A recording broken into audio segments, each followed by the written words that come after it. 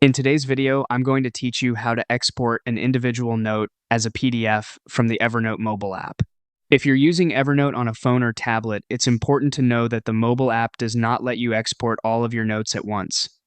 On mobile, the available option is to export notes one at a time. So in this walkthrough, I'll show you exactly how to export a single note and save it as a PDF that you can share or store wherever you need. Start by opening the Evernote mobile app and finding the note you want to export. Once you have that note open on your screen, look to the top right corner and tap the three dots. This opens the More Actions menu, where you'll find additional options for working with the note. From there, select the option to open the note in the Light editor. This step helps make the note easier to send into the next part of the export process.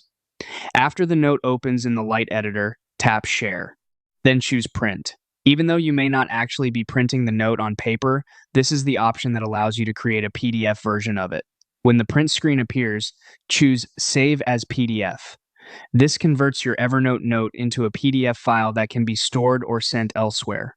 After that, you can share the PDF to the destination you prefer, such as email, Google Drive, or a folder on your device, depending on what sharing options your phone or tablet shows you. As a quick tip, it's a good idea to double-check the PDF before sending it, especially if your note includes formatting, images, or long text. That way you can make sure everything looks the way you expect. And that's how to export an individual note from the Evernote mobile app.